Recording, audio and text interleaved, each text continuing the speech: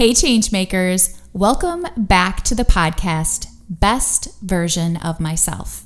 And with me today, I have one amazing human being that you are going to get to know and love as much as I do today. Her name is Dr. Liza Johnson. And Dr. Liza Johnson is the soon-to-be director of the Wint Character Initiative and former director of personal empowerment at the University of Dubuque. She also maintains a very special relationship with 6 Seconds, the Emotional Intelligence Network, serving as their EQ ambassador to promote education and share essential tools. We are so excited to have Dr. Liza Johnson because she is a visionary educator and advocate for transforming the educational landscape to better serve and support the whole person. She has dedicated her career to championing the cause of creating a more effective learning environment by igniting the power of emotional intelligence, better known as EQ. She is renowned and pioneering an initiative for social emotional learning SEL program in higher education. She is a true change maker of SEL in higher education. Her book and curriculum has been published by 6 Seconds, the Emotional Intelligence Network, and she was also invited to UNICEF, the United Nations International Children's Emergency Fund, to participate in the world's largest SEL festival. In addition, I'm going to talk a little bit more about Dr. Liza Johnson because she has a lot we're going to share. In addition to her professional endeavors, she is a devoted parent, a loving mother of 3 children, who recognizes the profound impact of EQ skills in enhancing the journey of parenthood. She harnesses these skills, and she finds herself equipped with superpowers not only to be a more enjoyable mother, but also to guide her children in uncovering their own strengths, empowering them to navigate life's everyday challenges. Her vision extends beyond personal development to a shared goal, aiming to achieve the important mission set by 6 Seconds, which aims to have 1 billion people practicing EQ. Imagine that. This goal, in turn, will cultivate a world that is more compassionate, peaceful, and interconnected. Changemakers, can you see why Dr. Liza Johnson is on this podcast? I'll be the best version of myself, spreading kindness and peace. Welcome to the podcast. Thank you, Molly. I'm so excited to be here. So thrilled. I am so excited to have you for more than one reason, because you are my friend, but also because of your vast knowledge in the world of emotional intelligence.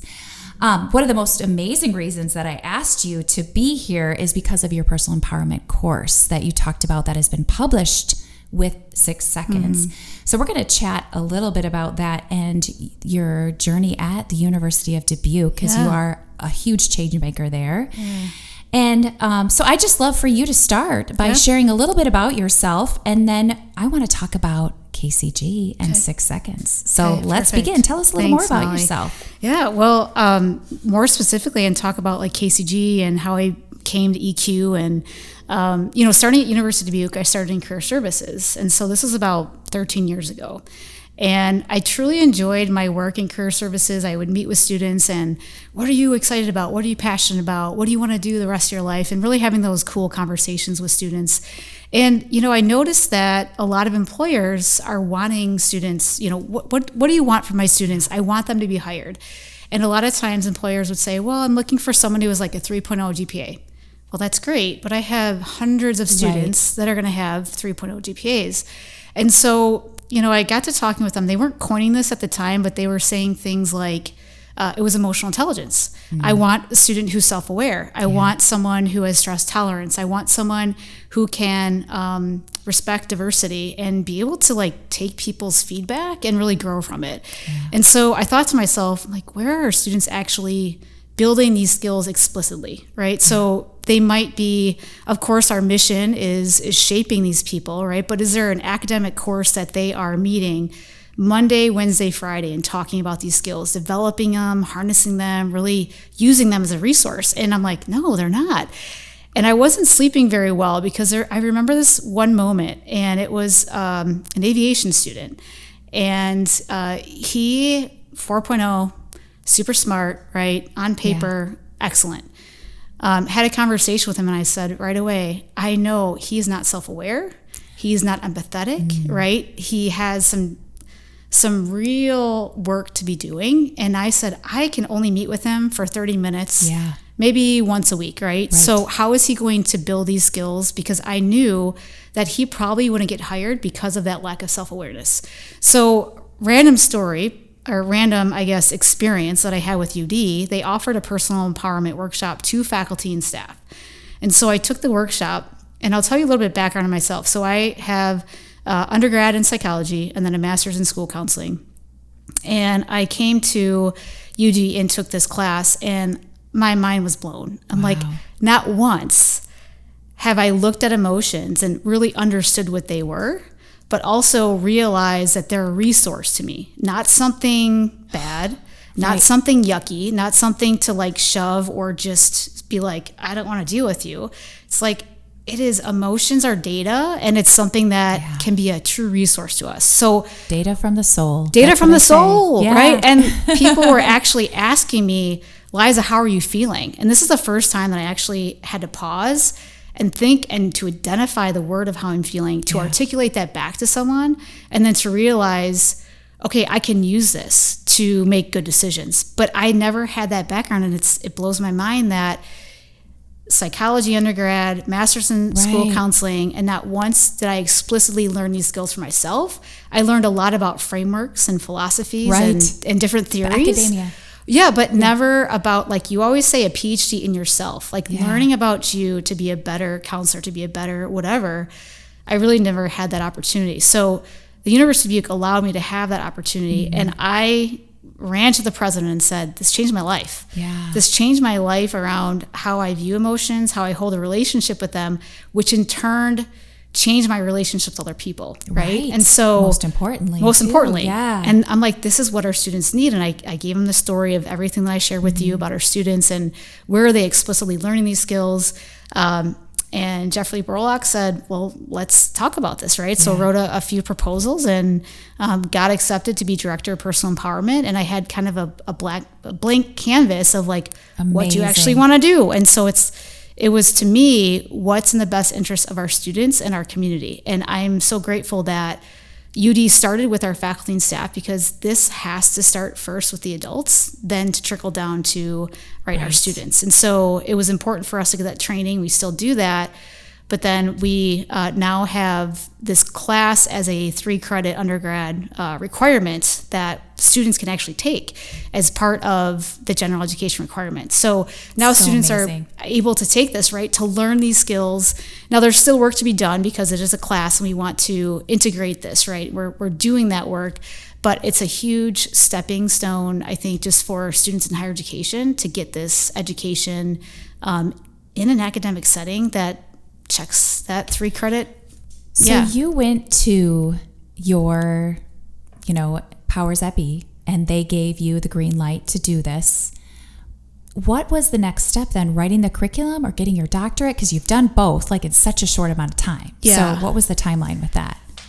So it was a little wild because got the position and then decided I should probably get my doctorate because being a director and being in higher education, it's just an important step. And so we were actually connected with a company called TCRIs out of Twin Cities. And so we were actually paying for curriculum and training. And so I knew that if we wanted to get this to all students, this would not be financially stable, right? Like we wouldn't be able to do this. And so while we were using their curriculum, I proposed to the president to say, okay, if we want to get this to all students, we're not going to be able to do this. So here's my proposal to create curriculum, to create our training so that we can then move forward with that. So that was approved, and then really worked on developing, similar to what TCRIs has done. They really helped plant that seed of like what's important. But then doing a lot of research while in my doctoral program, I was actually writing curriculum while going through school. Oh my So I was writing a gosh. dissertation and curriculum at the same time, and it was wild. I would never want to do it again, but I'm glad you I did sleep, it. Liza? It was, and Luke was born during. I was going to say, you had to have had a baby in there. I was pregnant, and I remember, Molly. Oh my gosh. I was in the hospital, and I just gave birth to Luke. Oh my gosh. And I'm like, Dan, give me my laptop. I have to do an assignment quick for my. Oh, and I my missed gosh. residency because I was actually in the hospital, and so that time was very stressful, but it was also very productive, and I felt that it was really what needed to be done in that moment. And you knew that you were driven to do this work if you just gave birth to your baby and you yes. asked for your laptop. Like, you're not the type. I just want to let the listeners know she's not an out of balanced person in that way, like a workaholic. I would not describe. We'll talk a little bit about Yeah. that. Yeah, we'll talk a little bit about that, right? Because even though I write curriculum and do this, like, I still struggle with this. This is a lifelong process. This is not something that, I'm a guru in the knowledge of it, but like, I'm continually trying to work on that balance because there's aspects in my life that kind of get out of line, right? And so I need to be able to work on that. And that's what EQ helps me, is try to create that balance. And the name of this podcast is The Best Version of Myself. And I've had a couple people say to me, well, I'm not yet. I continue to work on myself. However, continuing to work on yourself and constantly making yourself a better version of yourself is being the best version of myself. Absolutely. Yeah. Absolutely. So talk to me about KCG. Talk to me about that. And if I know 6 seconds will naturally come into that conversation. So, whether you want to talk a little bit about 6 seconds first and who they are, and amazing, because we're starting to partner with 6 seconds based on your connection. Yeah. You connecting us, and we're super excited about that. Yeah. Challenge to Change. Yep. But the KCG has been just magical for us in our corporate kindness structure at Challenge to Change. All of our change makers have gone through this course, and if they're hired on, they go through some form of it, and everyone writes a noble goal. I love that. And so if you could share a little bit about that with listeners. Yeah, that'd be amazing. absolutely. Well, I think some background is helpful. So when I first started the personal empowerment program in TCRIs, we actually used, so Peter Salve and John Mayer were the ones who actually coined emotional intelligence, and they did this work in 1998, right? So it was like, here's what this means, or 1990, here's what it actually means. And so they did research. They actually created the first definition of emotional intelligence in 1990. In 1990, isn't that taken amazing? Us that long. Isn't that amazing? Wow. Right? So we're kind of just putting it in action the last 10 years of like actually putting it in action, right? So they coined it, they provided a definition, and then I think it's also helpful to understand, because I know a lot of people are familiar with Daniel Goleman and his book, right? Yes. So that's what made EQ really popular. He wrote this book, and he actually picked up Peter and John's research from like this journal, and he was a reporter for New York Times and was like, oh my God, this is amazing, like I have to write about this.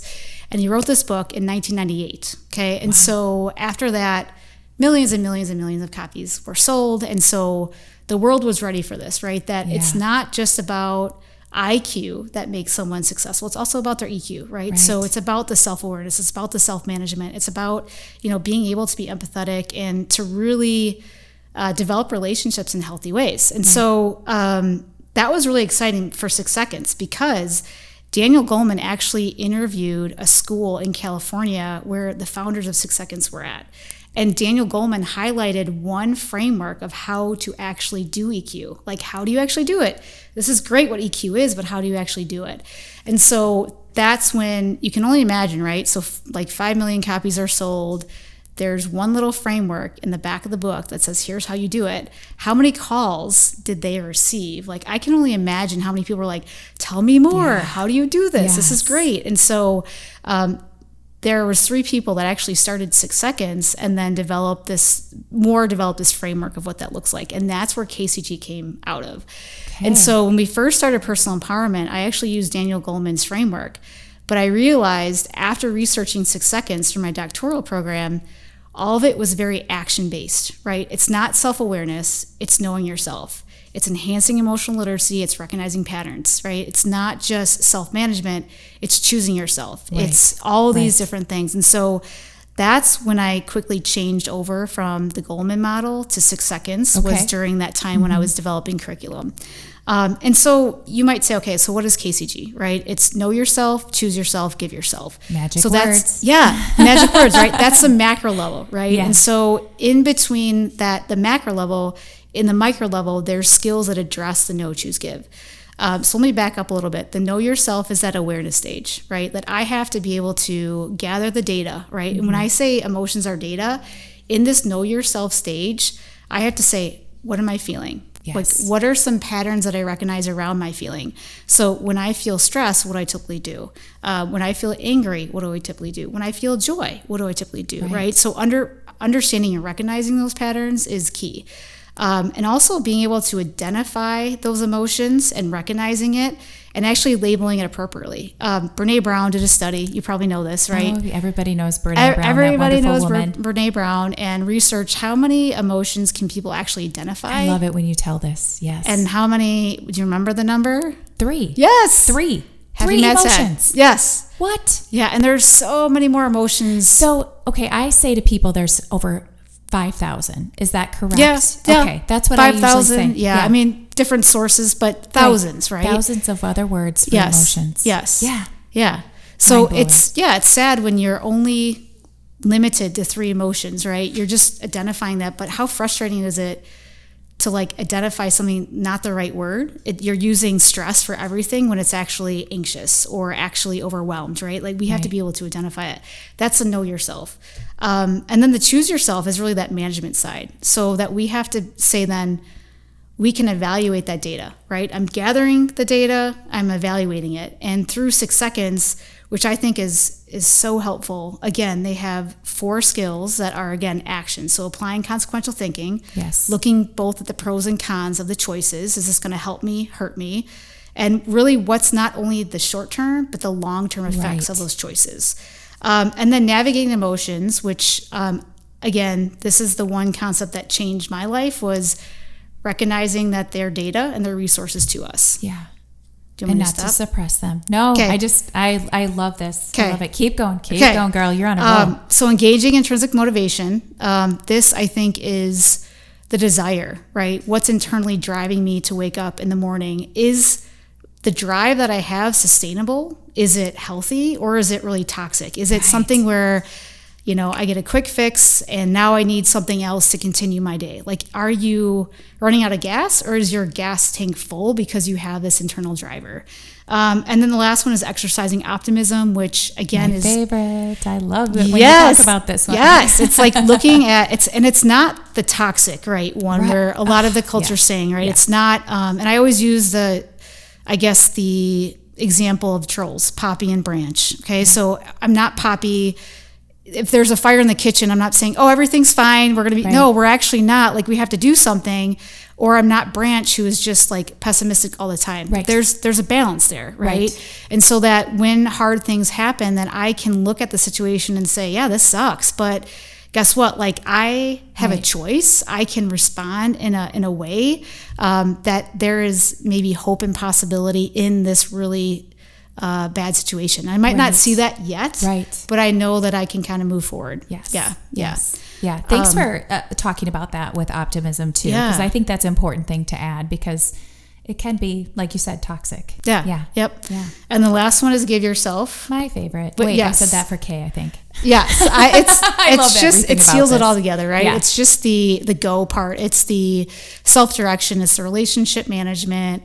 And it's really just honing in on your relationships, but also understanding like your own purpose, like your own sense of purpose, and also what it means to have relationships with others, managing that appropriately, right? And so the 2 skills that they identify is increasing empathy. And I think a lot of my training, empathy is not just trying to, you know, put yourself in someone else's shoes. It's more to it than that, right? It's actually feeling with the person. And it's the think, it's the feel, it's the act. Yes, I want to think about that cognitively, what it means to be like, but I also want to feel what that might look like.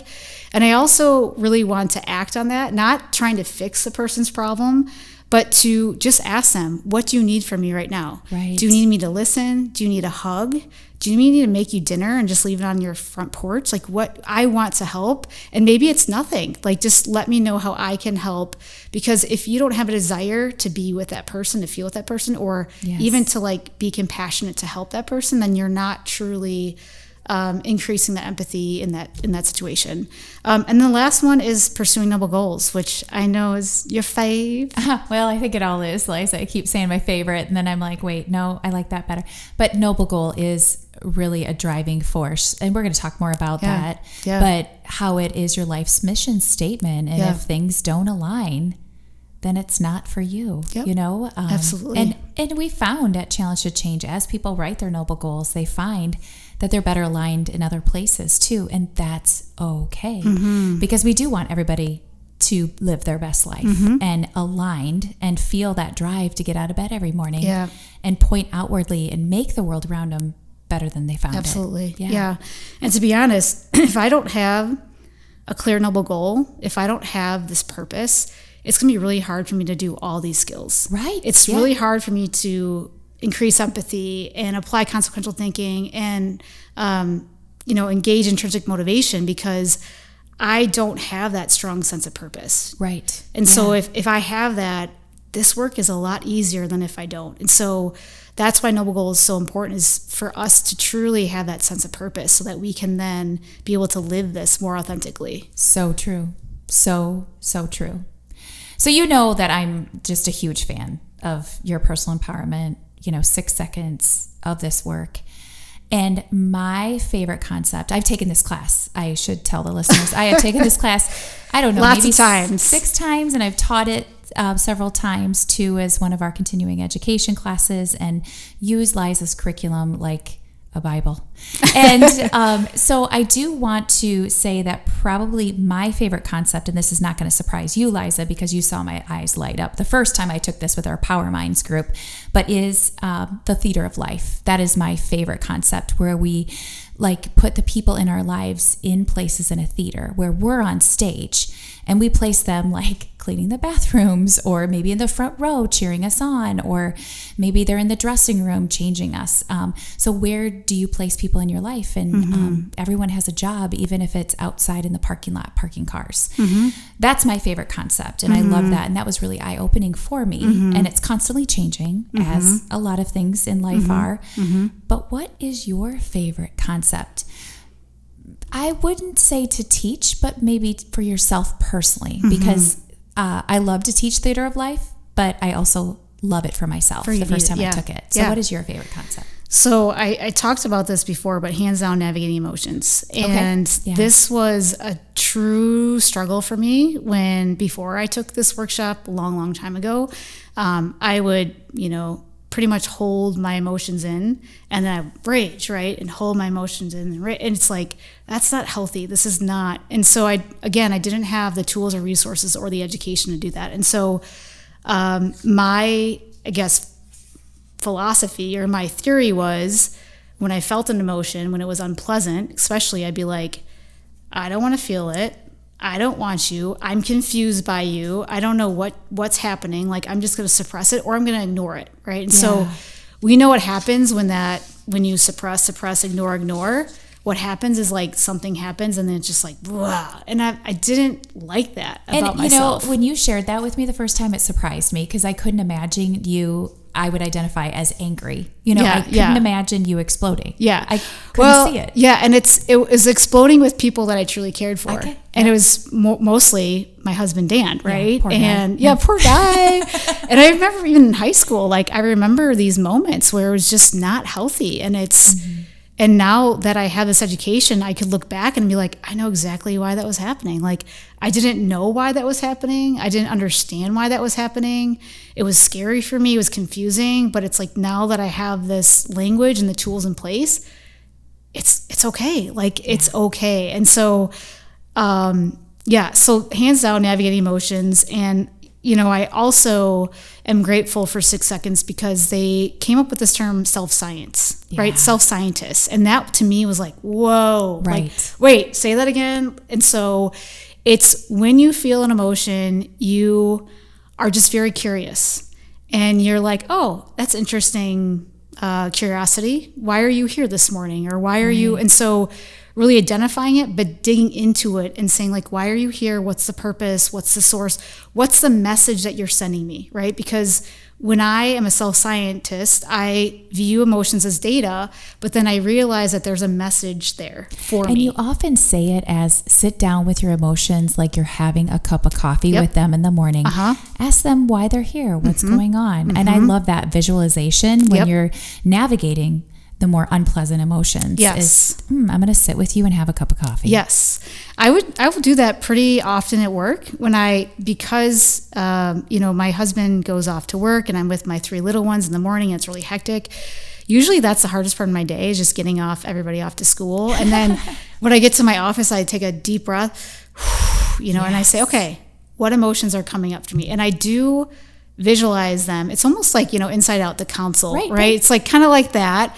But I do vision coffee cups and I'm like, who's here right now with me, right? Okay, anger, you're showing up. Curiosity, you're showing up. Optimism, you're showing up. Great. And so I will just sit with that and try to understand why they're there, not shoving them away. And then I'll say, what's serving me right now? Yeah. What's going to serve me today? Do I need curiosity? Do I need anger? Do I need, optimism? Great. If I do, I'm going to harness those. I'm going to use this as a resource. If I don't need them, then I need to do a tool or strategy to maybe change that, right? So what can I do to maybe change that in the situation? Because I know I have a meeting in 10 minutes with my team, right? So, and I got to pull myself together. I got to transform that, right? I got to navigate that emotion to get the result that I want. Because if I show up to the meeting in this state, I know that's not going to be the most effective for me or for my team. Yeah. Oh, so beautiful. So beautiful. We have had the honor and the privilege to be able to collaborate on some projects together. First of all, before, any of the job change happened for you, we were able to have you come into our staff and work with our staff, which for 2 years was amazing to have personal empowerment sessions with Liza for the Challenge to Change staff, which was amazing. And then we had you teaching your class to our entire staff and a greater portion of one of the mental health regions we serve, which was amazing. Yeah.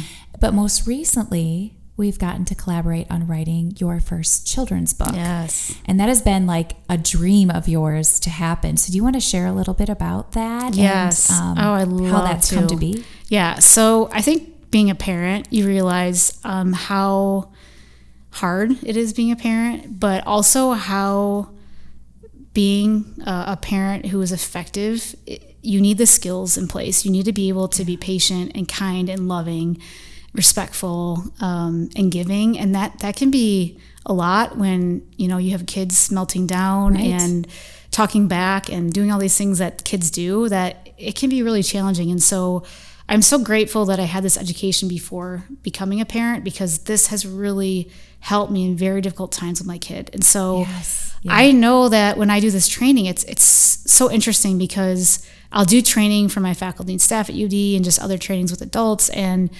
they'll come up to me and be like, this is amazing. I want this for my kid. How can I talk to my child about this? And so 6 Seconds has great resources. They have a lot of different curriculum, the self-science curriculum, and they have certification, but there wasn't a specific book that says, here's KCG and here's how you can articulate it to your children. And so I asked Josh Friedman for his blessing. He said, yes, absolutely, write this. And then went to you and was like, Molly, I have this project. I know you're a big change maker and you can make dreams come true. You are a change maker. And I know you make things happen. And so connecting with you and sharing that idea of this is going to help not only our adults, but our adults want to help our kids. And so how can we do this, right? And so I think it's so important. Again, we're starting with adults, but adults are hungry also to provide this to their children. Right. And this is a way to do that. And sometimes teaching it to their kids is how they can really actually learn it for themselves. That is so true. Yeah. When we teach it, we actually are learning better. And so, even sometimes when I'm learning things, I'll go to the kids version before I even go to the adult version. So because true. It's a lot easier to understand before you go to the complex theory or whatever it is. So I think this also will help adults further their knowledge and their development on these skills too. Yeah. And the name of the book is Sidekick Superheroes. And in it, Liza, you've come up with characters that represent. Do you want to talk a little bit more about just what the characters represent? Yeah. And then it's going to be a series too. Yes. Yeah. So when I had this vision, it said, well, it has to be about the 8 competencies, right? It has to be the 8 skills that we talk about. And so the idea was each skill is a character in the book, right? So enhancing emotional literacy is a character, increasing, intrinsic motivation is a character. And so there's 8 different characters, and each of those characters will live out that skill to then be a better friend to others. And so I think this is a really cool way to showcase the skills in a kid-friendly way where parents can interact and have these conversations and just start planting those seeds. So we have a few cameos in the book. We have 3 special cameos, and they're your 3 kids. Yes. And they kind of help give us some feedback in the book too, and with the pictures and how things make sense and don't make sense. So I think that was important to have them in it too. That was so cool. Last summer, as I'm writing it, I'm like, Colin, what's a good idea? I need he's like, Mom, we should do A, B, and C from, remember when we were reading this? Can we kind of do this? And so it was super fun to have them involved in it. And Colin was more like the thinker, with me. Yeah. And Brooke and Luke were kind of like the designers. Well, Mom, what would this look like if, so that was really fun for me to invite them into creating this for me, but also for them to be a character in the book is super special as a mom. So fun, so cool. That. Yeah. Because the first book that I wrote, Sadie Loves Yoga, there was a picture in it with a little girl with red hair fighting with younger siblings that looked about the same age, a boy and a girl, aka twins. And my kids, when I read it to them the first time after it was published, they were like, "Wait, Mom, is that us?" And I'm like, yeah. Did they love that? Or they loved it. Did they? Oh. And they loved it. And it became part of every time I read the book in the school curriculums. Yeah. It was, so fun. These are my children. And they're like, they just felt like they were connected. And they got to know a little something about you. Yeah. So I'm super excited when we launch this book this summer in our yoga art camps, our yoga and art camps, that you will be there for some of the Dubuque camps to share that and maybe talk about your 3 kids in the illustrations. Yeah. How cool is that to see a project actually come to life and to be part of that? It's so amazing. So I'm just grateful. I didn't say this, but grateful for you. Just as a person who, what's that saying? It's be the change that you want to see in the world. Yeah. That's exactly what you are. And it's so cool just to see all that you're doing, but that there's a purpose and a passion behind everything that you do. And so just excited to be connected with you on this project, because I know that I'm only one person, and when I surround myself with you, it's like you're like Oprah. You just everybody gets a car. This is it's like I just feel like you're spreading it everywhere. And so for me, just to sit in my own little bubble, it's not as effective if I'm collaborating with you and challenge to change, because my goal, again, it goes back to the mission, is I want to spread this to everybody. This should be for everybody. And so you are making that happen. So just so grateful to your work, to your leadership, and what you're doing with Challenge to Change. Thank you, Liza. Yeah. And I have learned from you to be more like letting go of things and sharing it too, because of the partnership that we've had and just how gracious you are to work with. Yeah.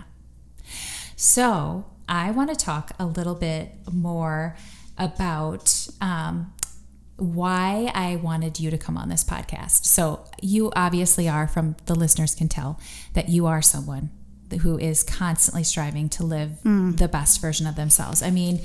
You went for the job that you wanted. Like, you went out there and asked for it from Dr. Bullock at the University of Dubuque. You started your doctorate. You wrote the curriculum.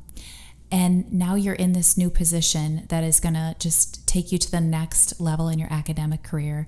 And you have this amazing relationship with 6 Seconds.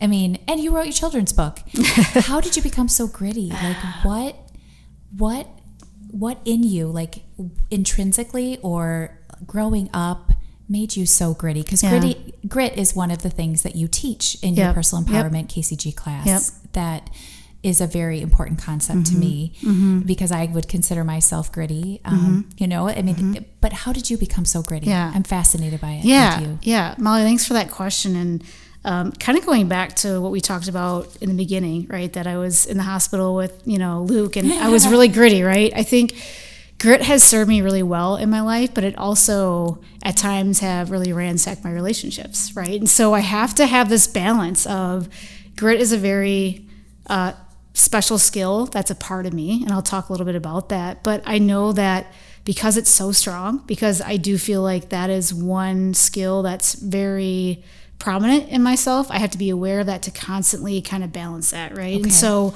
and it's interesting because, I was thinking about this, and just this past weekend at my son's soccer tournament, we were talking about our background in sports.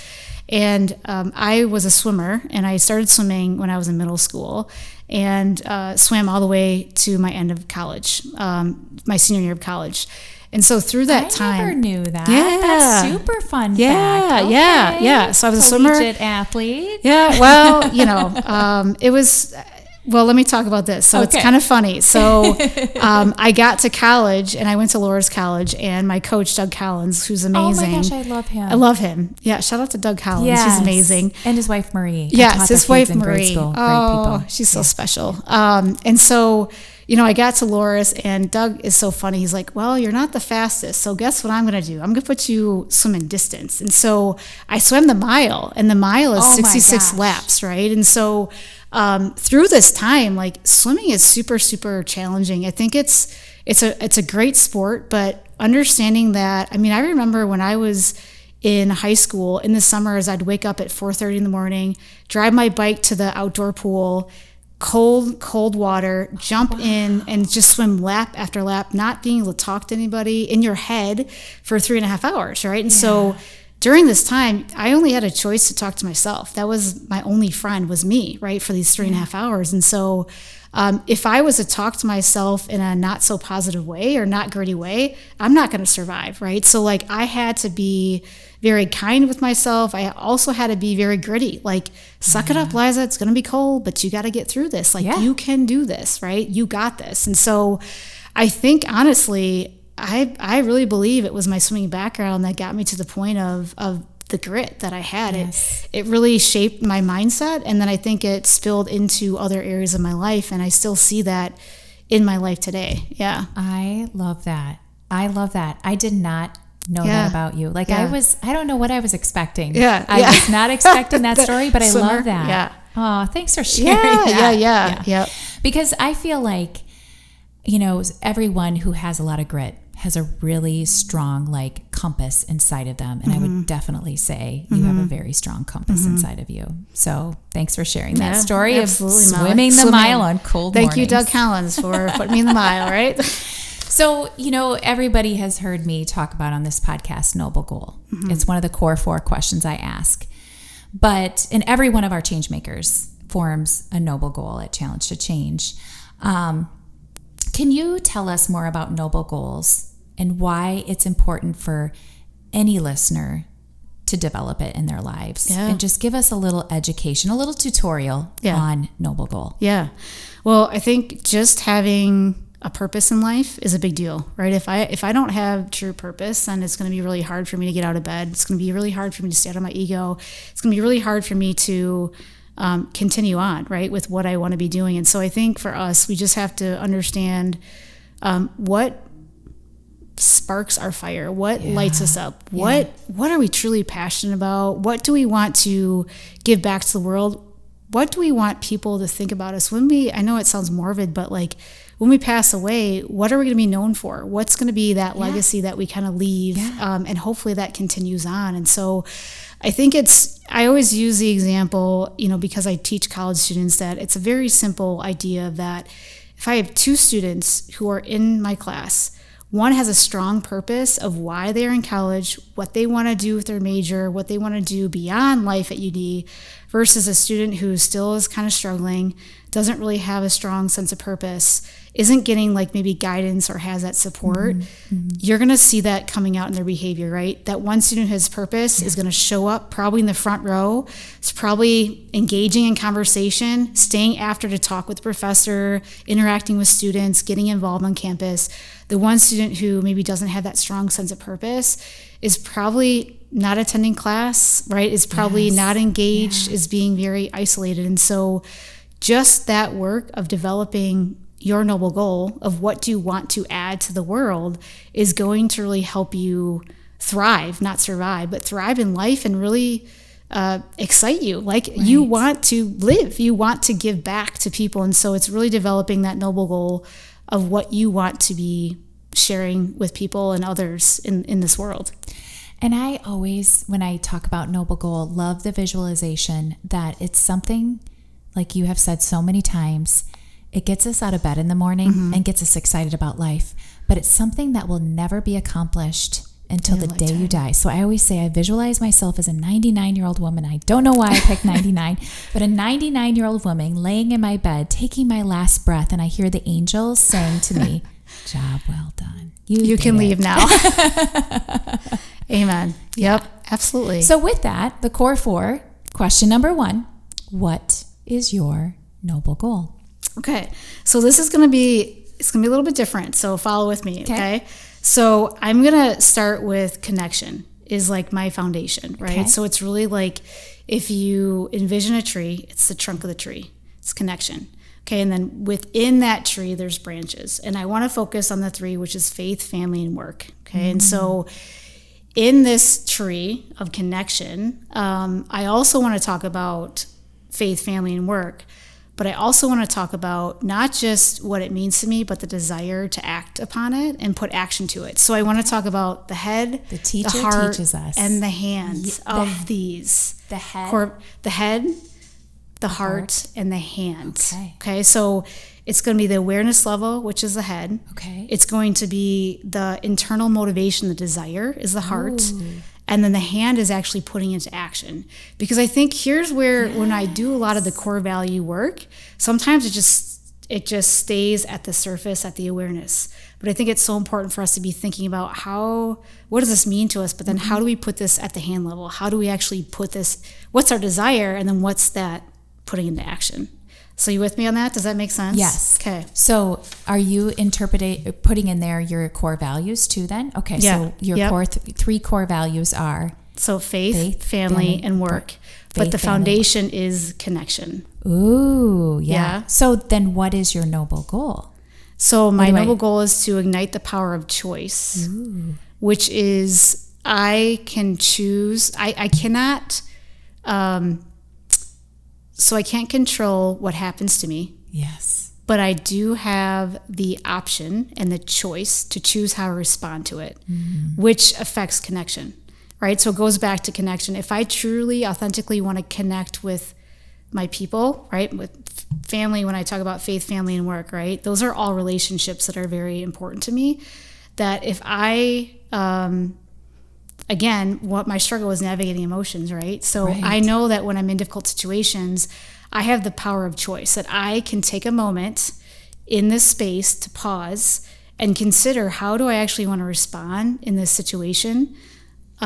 If I respond this way, is that going to hurt that connection or is that going to help that connection? And so it's really that power of choice that I can respond, not control what's going to happen to me, but understand that I have a choice how I respond to that situation. Wow.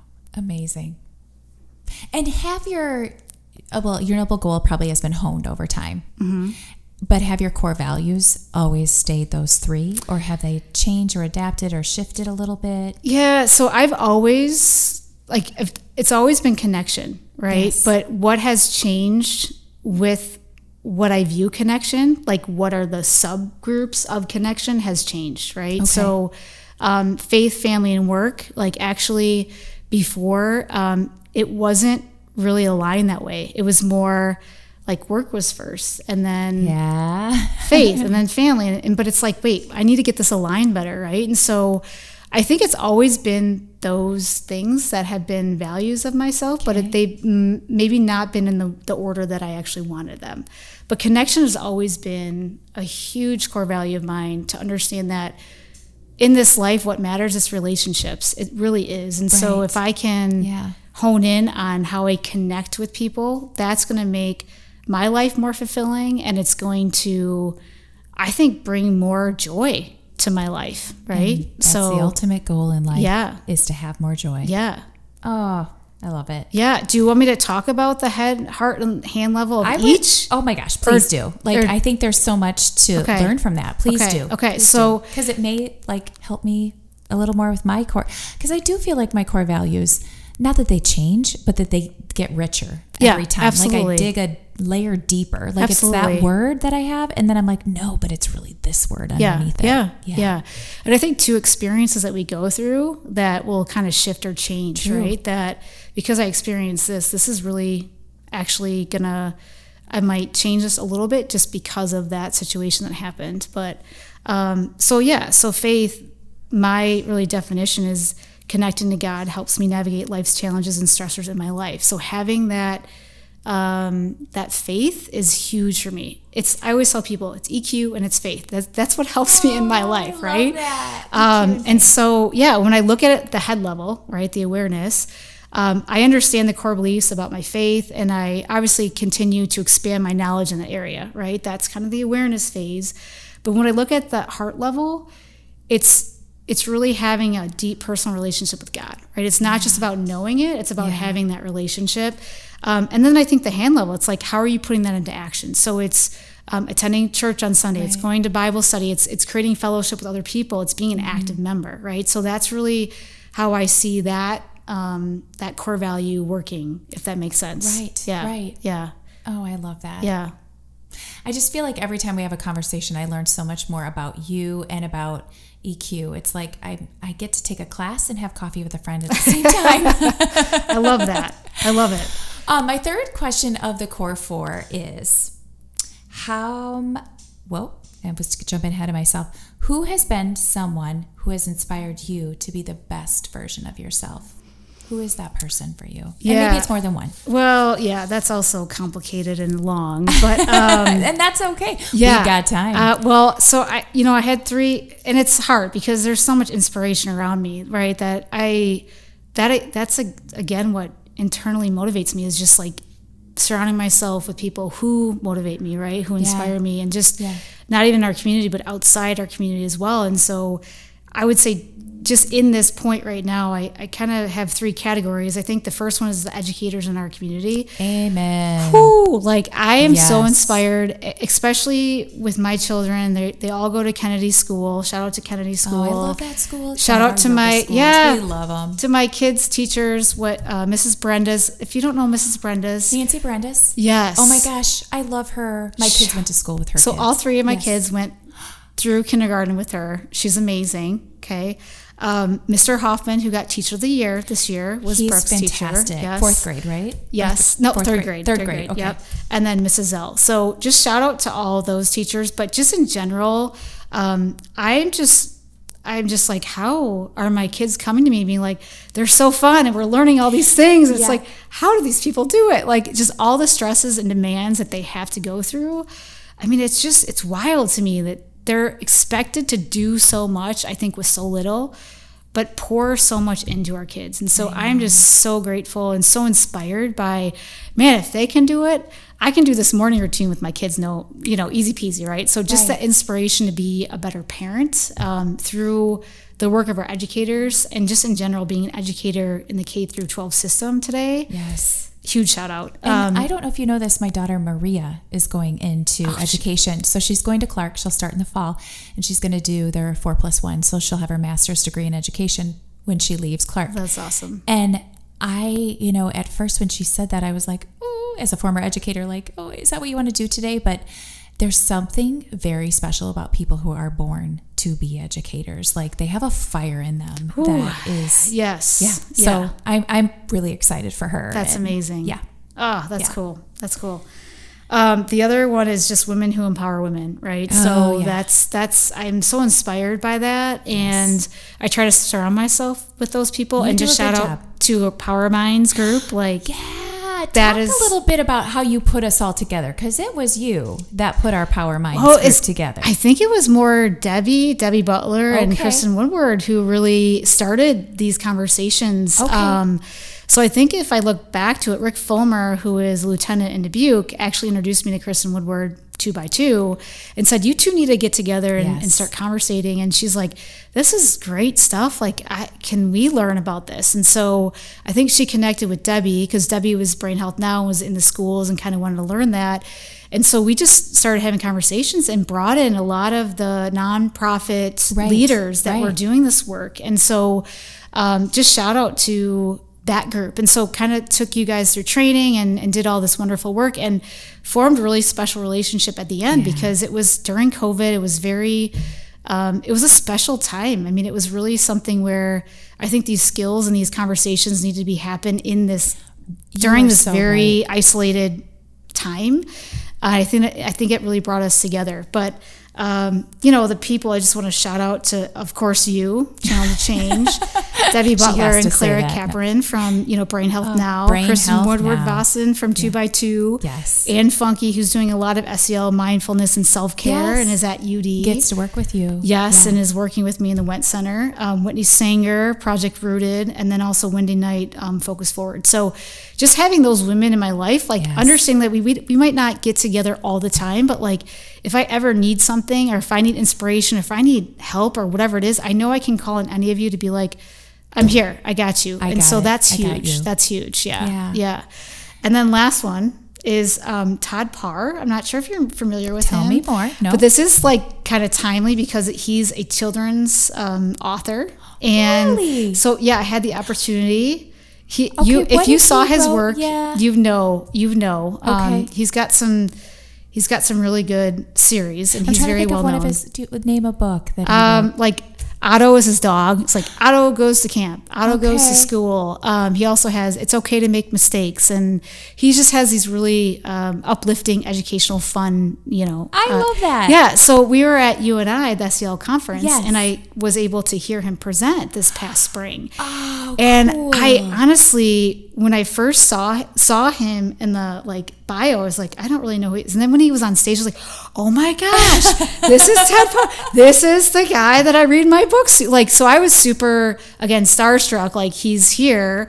But it was so inspiring. His message was, if you have an idea and if you want to make the world better, go out and do it. What's the gap that you see? What's the need? What's the change that you want to see happen, and go out and do that. So he had a really cool way of doing it with he creates all his artwork. And I realized why I'm in love with him, because he does good work, but he also was inspired by 3 things. And I'm like, this is wild. So as a child, he was inspired by Dr. Seuss' Go Dogs Go. Oh, I love it. He was inspired by Snoopy and the artist Keith Haring. Those are 3 things that I'm obsessed with. I was like, no of way. course I love you, because those are all the 3 things. I have Keith Haring's work in my living room. Oh my gosh. My husband will buy me Snoopy stuff all the time because I'm obsessed. And Go Dogs Go, I could spend that last page of Go Dogs Go in that treetop with them all do you know what I'm talking about? When they're having a party in the tree. Yeah. And there's a ladder up.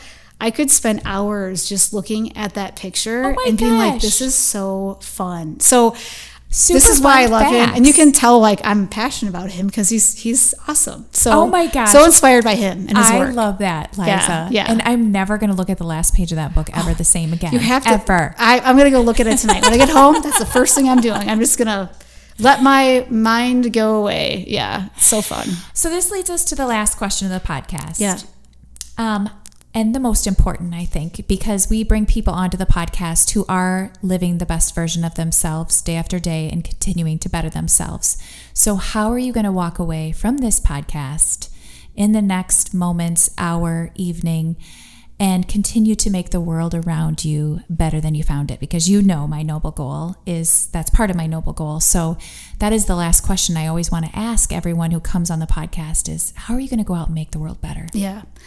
Well, I'm pretty lucky because I'm surrounded by this education every single day, right? So I'm kind of held accountable to this, right? I'm teaching this. So I think for me is just continuing to practice these skills continue to model these skills. I think it's really easy to shut down. Like if you see my child on the floor flopping like a fish, like a big tantrum, or a coworker who's not maybe supporting an idea, or there's always difficult things that happen. But I think for me, what I want to do is continue to model these skills and practice these skills to have better outcomes, to create healthy relationships around me. I think that's the biggest thing, is just being able to understand, like, I might not agree with you, but that's okay. Like, we can still have conversation around that.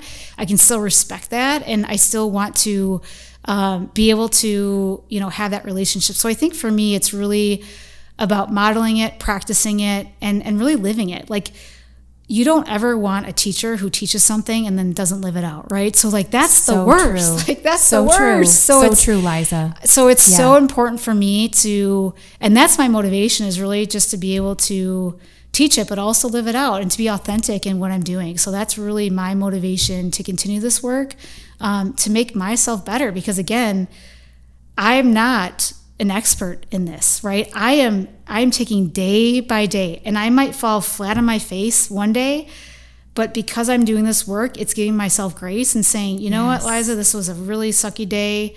What did you do really well? What did you do really wrong? Let's understand what didn't go so right, and let's figure out how we can make that better next time. And so I think that's really the critical part, is doing this work, modeling it, but also giving myself grace and not being so hard on myself to be able to continue to do this authentically. And I love that. And that is all that we need to give others too sometimes, is grace, right? Yeah. Liza, it has been a pleasure and a joy having you on the podcast to talk all things emotional intelligence, KCG, 6 Seconds, the University of Dubuque, and my friend. So thank you so much. Yes. And continue to do the work, continue to be the change maker that you are, and the person that I admire. Thank you for being Thank you, Molly. Thank you. I'll be the best version of myself, spreading kindness and peace. I'll be the best version of myself.